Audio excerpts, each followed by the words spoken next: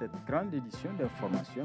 Monsieur, dame, bonsoir. Merci d'avoir choisi la télévision Dunia pour vous informer du retour des coupures d'électricité et de délestage qu'on observe depuis pratiquement 3 jours dans la ville de Niamey, entraînant ainsi des sentiments de frustration et d'incompréhension, voire d'inquiétude du consommateur lambda. C'est une circulation fluide et des conducteurs totalement à l'aise au volant de leur voiture. Page inter.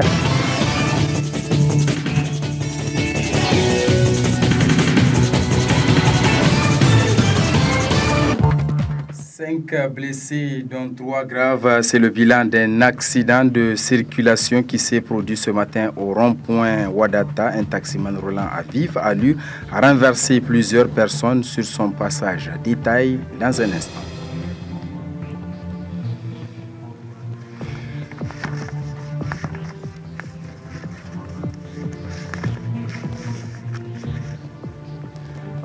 Mesdames, Messieurs, bonsoir, bienvenue à cette grande édition d'information sur la télévision Dunia. Je le disais tantôt, un accident de circulation s'est produit ce matin au rond-point Wadata. Un taximan roulant donc à vive allure a percuté dans sa course 5 personnes.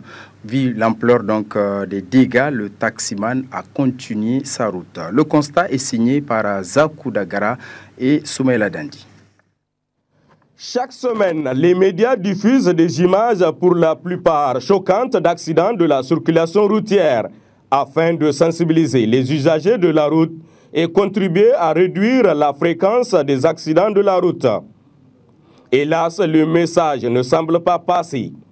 En effet, il ne se passe pas un jour sans qu'un accident ne survienne à Niamey. C'est ainsi qu'un taximan roulant à vive allure a percuté au niveau du rond-point Wadata ses 2 élèves dans sa course effrénée. Il percute cette femme et son enfant avant de renverser ce monsieur. Constatant l'ampleur des dégâts, le taximan ne s'est même pas arrêté. Il continua sa route sur l'œil d'un policier qui n'a pu rien faire. Donc c'est ce matin quand j'ai quitté chez moi en allant au service. Juste j'ai emprunté le goudron, j'ai trouvé un trouble sur le goudron. Les élèves étaient sortis, ils avaient mis du feu un peu partout. Il a fallu que je rentre dans la ceinture verte, j'ai traversé, alors j'ai pu avoir le goudron. Maintenant en venant derrière moi, il y a un taximan qui venait et monsieur, il est rentré, il m'a cogné comme ça, derrière moi. Et voilà. où se trouve le taximan? Le taximan, personne ne sait là où il est, il a fui. C'est à vous seul que l'accident est... Ce n'est pas à moi seul. Vous avez une caméra, vous pouvez montrer déjà, et à travers votre caméra, vous pouvez montrer aux gens. Voilà une personne qui est couchée là-bas. 2 élèves, une femme et son enfant, et puis plusieurs autres. Et personne n'a le numéro du taximan qui avait fait cette affaire. En tout cas, en ce moment, moi, je l'ignore pour le moment, mais j'aimerais quand même m'intéresser aux gens qui sont là pour savoir si je peux avoir le numéro. Il est intolérable que la route qui doit constituer un vecteur de développement soit un vecteur de frein pour l'épanouissement de la population. L'État doit prendre d'importantes mesures institutionnelles et réglementaires afin de sécuriser davantage les usagers de la route et réduire les accidents de la route. Les routes tuent, c'est une réalité. Il est donc du devoir des autorités de retrouver ce taximan afin qu'il réponde de ses actes. Et puis, voyons ce mouvement d'humeur des scolaires des établissements publics qui sont sortis massivement ce matin dans les rues de la capitale pour exprimer leur mécontentement. Ils dénoncent les mauvaises conditions d'études et exigent la prise en compte des différents points de leur plateforme revendicative. Retrouvons Zakou Dagara et Soumaïla Dandi pour le constat. Le monde scolaire est en ébullition. En effet, des milliers d'élèves sont massivement sortis dans les rues de la capitale pour manifester leur colère. Ils revendiquent la prise en compte de leur plateforme revendicative. Nous avons boycotté 48 heures, le premier jour et le deuxième jour de la rentrée. L'autorité en charge de l'éducation, ils nous ont appelés à négociation. Ils nous ont dit que de laisser durant un mois, et ils vont essayer de s'organiser et de voir comment ils vont avoir une solution au problème de classe des paillettes et au problème de tablement. Comme la promesse est une de chez les hommes honnêtes, nous avons compris qu'ils n'ont pas respecté leurs promesses. C'est de ce sens-là que nous avons décidé de prendre nos responsabilités.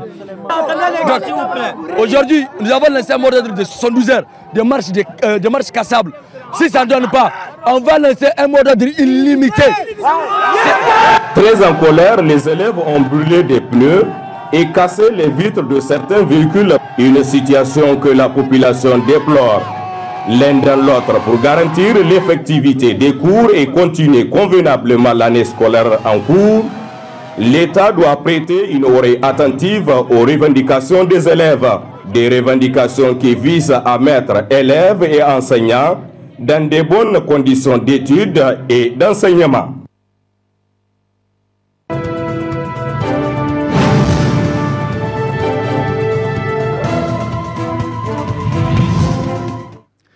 Voilà, vous l'avez compris, un invité du journal sur ce plateau qui n'est autre que M.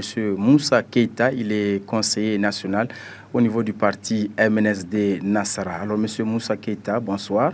Bonsoir. Merci surtout d'avoir accepté notre invitation sur ce plateau. Je vous remercie. Alors, M. Moussa Keita, à l'heure où je vous parle, les autorités de la 7e République, vous le savez, se battent pour établir des institutions crédibles en refusant bien sûr la corruption. Alors, on parle ces derniers temps, vous le savez, d'achat de conscience, surtout par rapport au vote de la motion de confiance à l'Assemblée nationale. Alors, qu'est-ce que vous pensez de cette situation? Je remercie la télévision Dunia.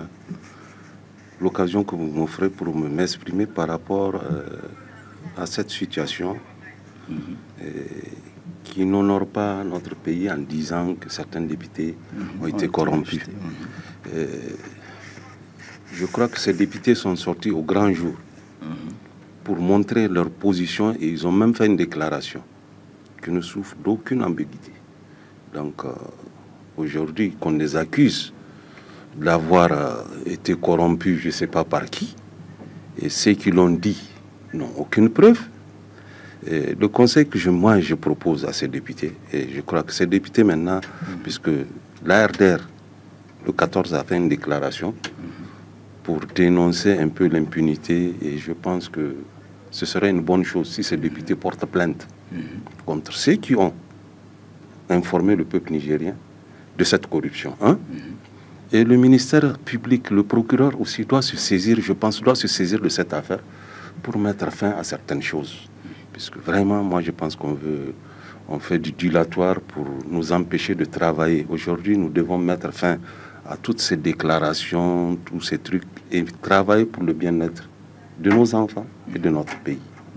Oui, vous ne pensez pas qu'en mettant fin justement aux déclarations, vous portez un coup aussi à la démocratie? Bon, écoutez, je crois qu'il y a certaines déclarations de va-t-en-guerre, certaines déclarations juste pour faire de l'incitation à la violence, n'arrangent pas, ne grandissent pas certains hommes politiques de ce pays. Et je pense que pour le bien-être de ce pays, nous devons nous mettre au travail. Et je lance un appel à ce gouvernement qui ne se laisse pas divertir, qu'il aille de l'avant et que ce gouvernement aussi, le ministre de la Justice, doit, par rapport à cette corruption-là, que l'ARDR a dénoncé le 14, doit vraiment suivre ça de pas pour voir réellement qui a été corrompu et qui a corrompu. Voilà, M. Moussa Keita, parlons de la justice. On le sait, le barreau, donc l'ordre des avocats du Niger, a effectué sa rentrée. C'était d'ailleurs sous le thème, en tout cas, l'impunité. Alors, qu'est-ce que vous pensez par rapport, en tout cas, à toutes ces avancées qui ont été enregistrées dans ce sens? Ce que le barreau a dit, je suis entièrement d'accord avec le barreau. Il faut combattre l'impunité. L'impunité, quand il y a l'impunité dans un pays, je pense que la paix sociale est menacée. Et c'est pour cette raison, et je vais vous faire un rappel par rapport aux fausses factures. Moi, Moussa Keita, en tant que citoyen lambda, vu les articles 39, 40 et 41 de notre Constitution, je me suis porté partie civile dans l'affaire Zakaï, c'est-à-dire l'affaire des fausses factures, qui est actuellement à la Cour de cassation. Et je pense que si cette affaire doit être on doit quand même juger cette affaire. On ne peut pas sortir des milliards sur la base des fausses factures et venir dormir tranquillement. Cela ne grandit pas notre pays. Et je pense que notre justice doit quand même traiter ce dossier le plus tôt possible. Et je profite de l'occasion pour demander à ces honorables députés, ces 110 députés de la nouvelle majorité, à part les fausses factures, je pense qu'il y a un disque dur à la Ve République qui a disparu au Trésor national. Et je pense qu'ils doivent interpeller, puisque l'État a une continuité, ils doivent interpeller l'actuel ministre des Finances pour savoir où est-ce qu'on en est. Et ce disque dur, pourquoi il a été volé? Et cela nous permettra de voir, puisque à l'époque, c'était des milliards qui sortaient au Trésor national. Et vous vous souvenez, un opérateur de la place a même écrit pour dire qu'il n'a jamais reçu 6 milliards. Et tout le monde a vu, ces milliards sont sortis au nom de cet opérateur économique. Donc on ne peut pas aujourd'hui venir dire qu'on va nous donner des leçons. Il faut bien se regarder en face et se dire la vérité. Et je crois que nos députés, en interpellant le ministre des Finances, rendront un grand service à ce pays par rapport au disque dur du Trésor qui est perdu pendant la Ve République. Oui, M. Moussa Keïta, alors à votre avis, de quelle façon aujourd'hui le citoyen nigérien doit-il apporter sa contribution dans la lutte contre la corruption? Le citoyen nigérien, en combattant l'injustice, en dénonçant tout ce qui est corruption, rendra un grand service à ce pays. Et nous donnerons un bon exemple à cette jeunesse qui nous regarde et qui veut un bon exemple. Sincèrement, je pense qu'une certaine classe politique est mal placée aujourd'hui pour nous donner. Ils ont donné un mauvais exemple à cette jeunesse. Et je pense que la jeunesse n'a pas du tout besoin de cela. Et pour la grandeur de notre pays et pour la paix dans notre pays, pour l'unité nationale de notre pays, nous devons tous nous mettre en avant pour combattre l'impunité, pour combattre l'injustice, pour que tous les Nigériens soient égaux devant la loi. Alors, parlant de la 7e République, on le sait, a connu, en tout cas au début aussi, des affaires de fausses factures. Alors, c'était justement à propos donc des députés, certains députés nationaux. Aujourd'hui, je dirais, la 7e République, dans le temps, avait lutté, en tout cas, contre, bien sûr, ces pratiques. Alors, lorsque justement, à ce moment, la 7e République veut combattre, en tout cas, toutes ces mauvaises pratiques, quelle lecture également faites-vous de cela? Je pense que la 7e République doit combattre toutes ces pratiques, en commençant par ce dossier qui fait très très mal aux Nigériens, dans leur chair, ils le vivent dans leur chair. Sortir des milliards sur la base de fausses factures, c'est une grande inquiétude pour notre trésor national.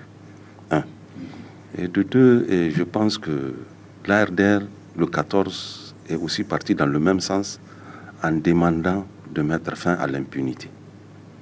Puisque l'ARDR demande aussi que la justice tranche sur certaines choses, dont l'affaire des fausses factures, puisque c'est un de leurs militants.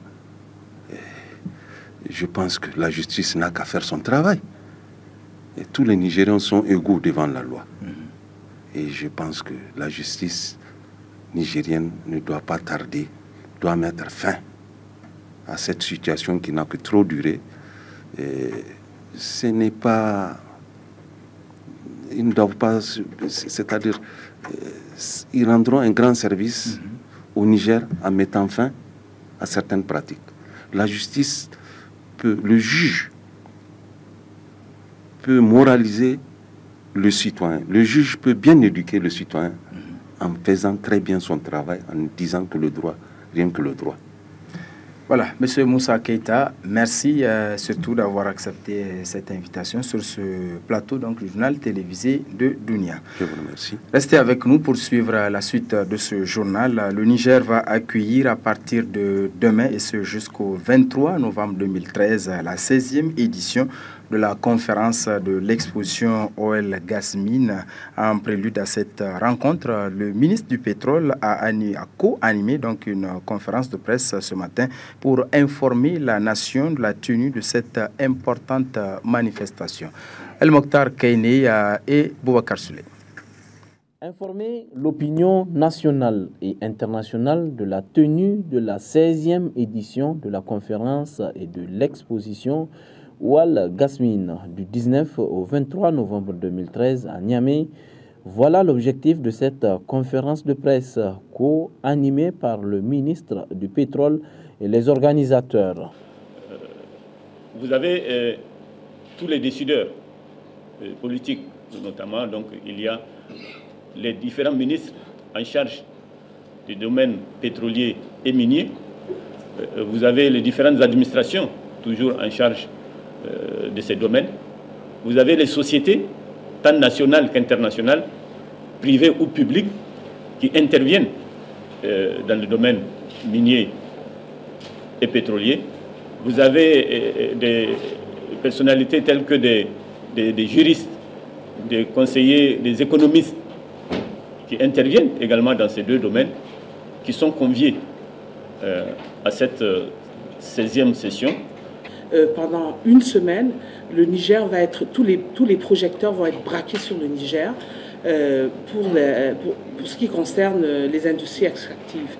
Donc on attend énormément de participants de haut niveau qui vont venir d'environ une trentaine de pays dans le monde pour venir échanger les expériences, et le Niger pourra ainsi apprendre de leurs pairs ce qui se passe ailleurs, quelles sont les erreurs qui ont été commises dans la gestion des ressources naturelles, quelles sont les bonnes leçons qui ont été apprises pour pouvoir en tirer le meilleur parti possible. En termes de logistique, il faut l'organiser de manière assez correcte pour pouvoir, avec une aisance, attirer les investisseurs et aussi accueillir les étrangers au Niger. Je crois que le pays a vraiment mis les moyens en place et le comité d'organisation nationale s'est battu pour que tout se passe bien à partir de l'aéroport jusque dans les hôtels et pendant l'organisation de la conférence.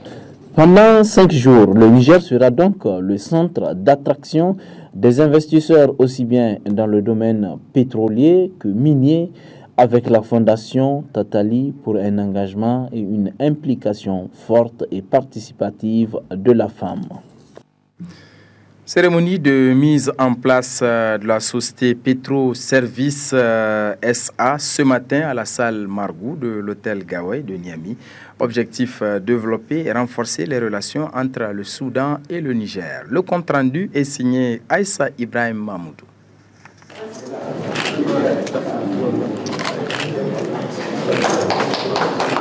Cette cérémonie de mise en place de la société Petroservice est une étape supplémentaire de la validité de la coopération exemplaire entre la société Sonidep du Niger et la société pétrolière du Soudan.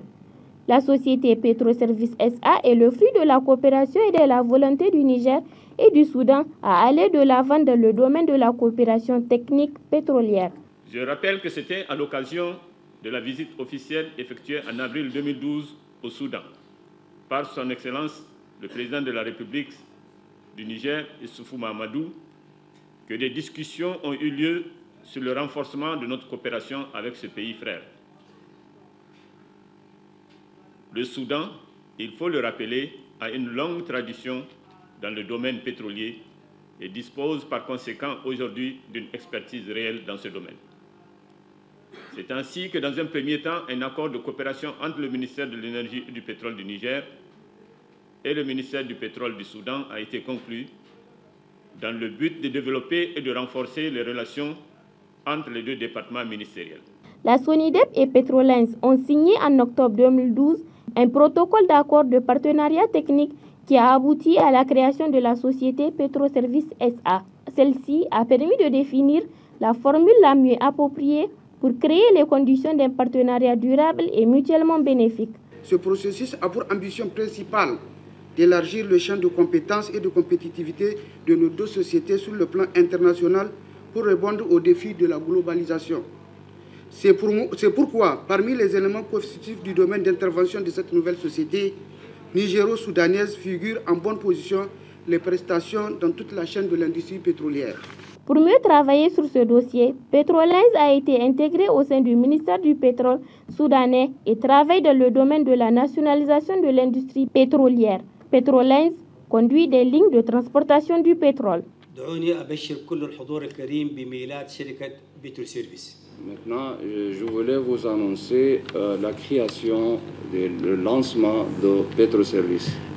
Cette société Petroservice va tout de suite commencer la construction des projets pétroliers avec la participation des main-d'œuvre nigériens. Pour le Niger, cette coopération est bénéfique à plus d'un titre car elle permettra de bénéficier de l'expérience du Soudan dans la gestion de l'industrie pétrolière, d'accéder au centre de formation dans le cadre du développement des compétences de nos jeunes ingénieurs et de nouer des relations entre les acteurs du secteur pétrolier en général.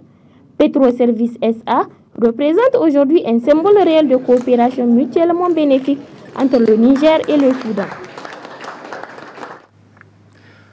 Ouverture ce matin au Grand Hôtel de Niamey d'un atelier régional de formation sur la sécurité du transport des matières radioactives organisé par le Centre national de radioprotection. L'atelier qui regroupe 14 pays africains a pour objectif d'amener les acteurs intervenant dans le secteur à prendre conscience des questions relatives à la sécurité nucléaire. Idi Maman Siraji, Jamil Omar.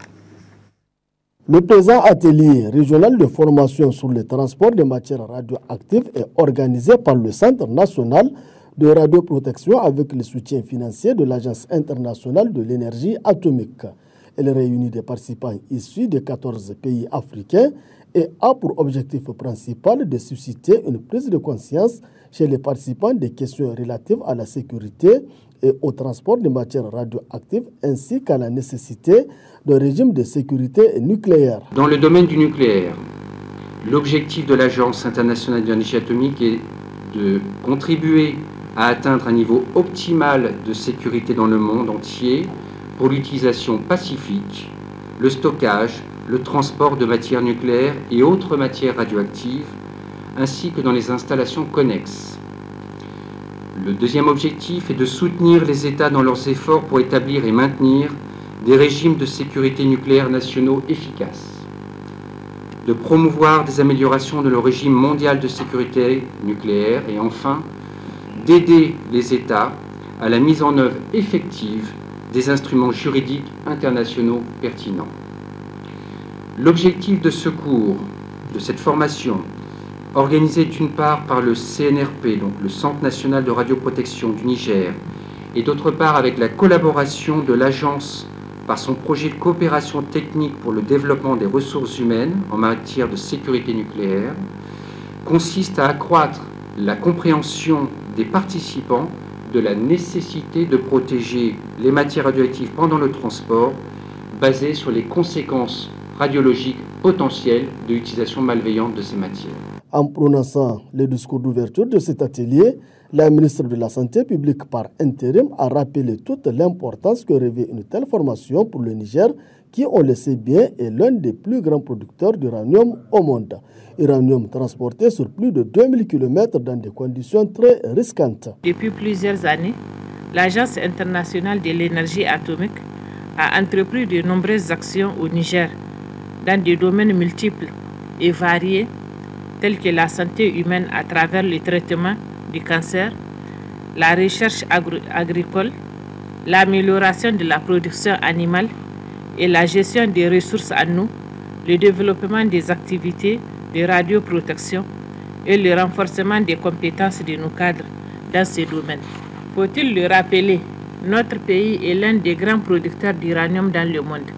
Vous comprendrez aisément donc, mesdames et messieurs, l'intérêt que le Niger attache à un tel sujet.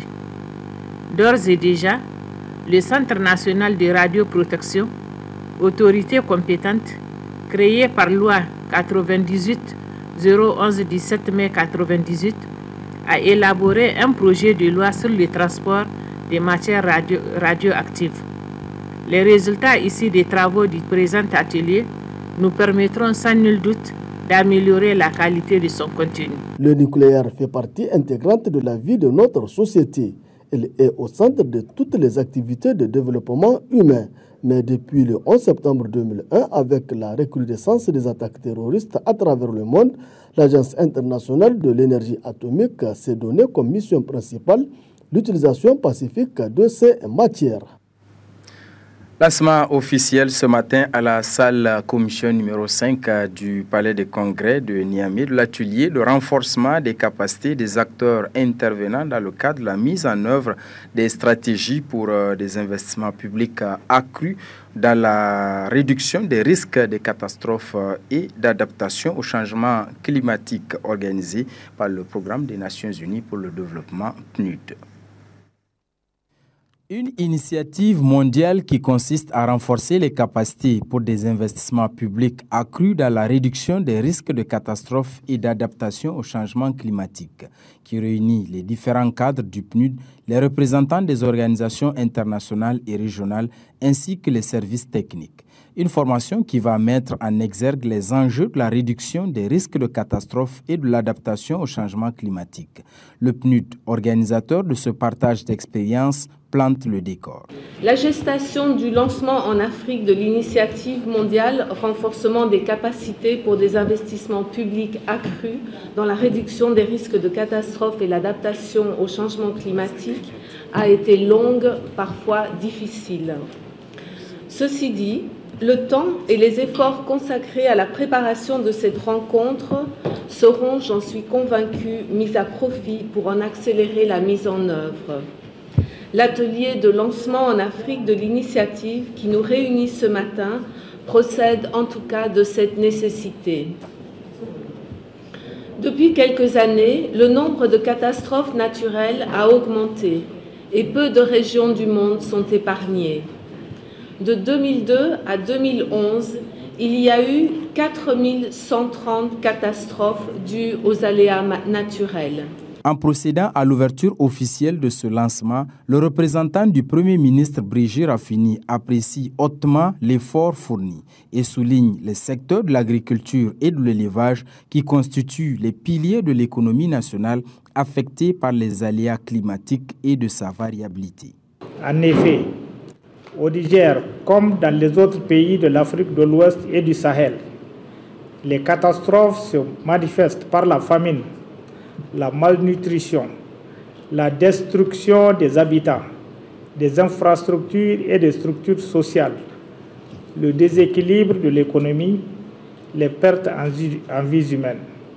Elles constituent aujourd'hui un véritable défi pour le Niger et pour toute l'humanité. Les menaces sont d'une brûlante actualité et touchent directement au vécu des communautés déjà fortement vulnérables aux diverses conséquences des périodes successives de sécheresse, des inondations, des invasions acridiennes, des feux de brousse, de la dégradation des terres, de l'insuffisance des techniques disponibles pour faire face aux nécessités de réduction des risques de catastrophes. Les échanges vont durer 2 jours entre les structures nationales et régionales qui contribuent à faire participer les acteurs à la définition et à la mise en œuvre d'axes stratégiques fédérateurs dans la réduction des risques de catastrophes et d'adaptation au changement climatique. La coordination départementale MNSD Nassara de Madarumfa a organisé samedi dernier une conférence départementale suivie d'un meeting à l'effet d'examiner la situation socio-politique du Niger. L'éclat de cette cérémonie a été rehaussé par la présence du ministre d'État, ministre à la présidence Albadé Abouba et le ministre du Travail, de la Sécurité sociale et de l'Emploi, ainsi que de plusieurs députés de la région. Cette manifestation a été sanctionnée par une déclaration dont la teneur suit avec le coordinateur départemental. Nous, présidents des sous-sections élus locaux, présidents des comités locaux et comités de base, responsables des structures de participation, militantes et militants de la coordination départementale MNSD Nassara de Madaroufa, réunis ce jour samedi 16 novembre 2013 autour de l'honorable député Arji Dandadi Dicharo en conférence départementale à l'effet d'examiner la situation politique de notre pays, faisant la déclaration ci-après. Retirons à partir de ce jour notre confiance au président de la section, M. Ali Sabou. Nous tenons aucune réserve. La décision du bureau politique national en date du 25 juillet 2013 approuvant la formation d'un gouvernement national. Rejetons toute alliance qui ne tiendra pas compte des intérêts supérieurs de notre pays et de ses militants. Apportons notre soutien ferme aux camarades du parti, entrés au sein du gouvernement de la République, formé le 13 août 2013. Félicitons et encourageons le président de la République, son Excellence Issoufou Mahamadou, pour tous les efforts déployés pour assurer aux populations nigériennes et mieux être élus. Réaffirmons notre soutien total pour tout ce qu'il entreprendra de bien pour la nation nigérienne. Encourageons et soutenons les honorables députés nationaux qui ont voté oui pour le programme du développement économique et social PDES le samedi 9 novembre 2013. Par ce texte, ils ont fait l'honneur à la nation nigérienne et au peuple nigérien tout entier, plaçant ainsi le Niger avant toute considération politicienne. Enfin, lançant un appel à tous les militants et sympathisants du MNSD Nassara à rester sereins et vigilants pour faire échec aux fossoyeurs de notre grand parti. La coordination départementale du Modène FA Lumana Dabalak à Tawa a organisé elle aussi un meeting. Objectif soutenir le président de la coordination Lumana Tawa. D'autres précisions avec Asman Amadou. Cette cérémonie organisée par la coordination départementale de Lumana du département d'Abalak a pour objectif de soutenir le président de la coordination régionale de cette formation politique, Salah Habi. Après une série d'animations et la présentation des délégations des différentes communes rurales rattachées à ce département, une déclaration de soutien au gouvernement et au président de la coordination régionale a été rendue publique. La coordination départementale du moderne FA Lumana Africa d'Abalak apporte son soutien indéfectible au président de la coordination régionale de Tawa, son Excellence M. Salah Habi, et au deuxième gouvernement de la 7e République. Vive le moderne FA Lumana Africa, vive le Niger. À la fin de ce meeting, les représentants des différentes délégations ont tour à tour pris la parole pour transmettre le message au nom de leur base de rester unis et solidaires au profit du rayonnement de ce parti. Un mot de sport pour boucler ce journal. Le stade municipal de Niamey a servi de cadre hier après-midi à la finale de la deuxième édition du tournoi des supporters du MENA. La finale a opposé l'AS Douane à Kandaji Sport. Score final 2 buts en faveur de l'AS Douane. Isidore Banaba, Soumaïla Dandi nous font le point. Au terme des 90 minutes de cette finale, après-midi disputée, AS Douane est sacré champion de la deuxième édition du tournoi des supporters. AS Douane a battu le rival du jour, Kandaji Sport, par le score de 2 buts à 1. Nous, ça nous permet quand même de préparer nos poulains pour les compétitions à venir. Nous déjà, je disais qu'on a quand même 3 compétitions en jeu cette année. Il nous faut vraiment beaucoup de matchs pour préparer l'équipe à ces genres de compétition. Alors ce soir, nous avons quand même nous pouvons noter depuis le match passé l'absence de 8 à 9 éléments. Alors nous sommes en rodage et il y a beaucoup d'éléments que nous sommes en train de tester, voir leur capacité à pouvoir servir le club au cours de cette saison. Sur le plan physique, n'est-ce pas, il y a encore du travail à faire, n'est-ce pas. Sur le plan cohésion de jeu, il y a également beaucoup de travail à faire. C'est vrai que nous avons marqué 6 buts, donc quelque part en l'attaque ça va. Maintenant, c'est le côté collectif que nous devons travailler davantage et l'aspect physique. Vous regardez, c'est 2 semaines avant le championnat et les supporters ils ont organisé ce tournoi-là, c'était bien. Moi, je apprécie vraiment de ce qu'ils ont fait parce que c'est une bonne initiative. Il nous a organisé un tournoi, vraiment. Chacun d'un tournoi a eu au moins ceux qui n'ont pas eu la chance de se qualifier, ils ont eu 3 matchs. Et nous, qu'on a eu la chance de se qualifier, on a eu 4 matchs. Mais si on attend, si on n'a pas compté du compétition là, on n'a même pas à avoir au moins les 4 matchs là. Le tournoi vraiment c'était bien parce que ça nous permet vraiment de voir l'équipe. Ça nous permet vraiment de voir pour arranger, en tout cas là où il y a des lacunes. Cette compétition a été organisée dans le but de permettre aux footballeurs de se mettre en jambes avant le début de la saison 2013-2014. Un objectif visiblement atteint selon le comité d'organisation. On a organisé et les clubs ont répondu présent. On ne peut que dire que notre objectif est atteint. Merci beaucoup. Et par rapport à ce qu'on s'attendait quand même, on a eu les 8 clubs qu'on a divisés en 2 poules. Et aujourd'hui, on est en train de jouer la finale. Tout s'est passé dans le calme et la sérénité. Cette compétition avait mis aux prises 8 équipes, dont 7 évoluent en Ligue 1 Orange. Au cours de ce tournoi, chaque entraîneur a pu évaluer le niveau de son équipe et détecter les lacunes.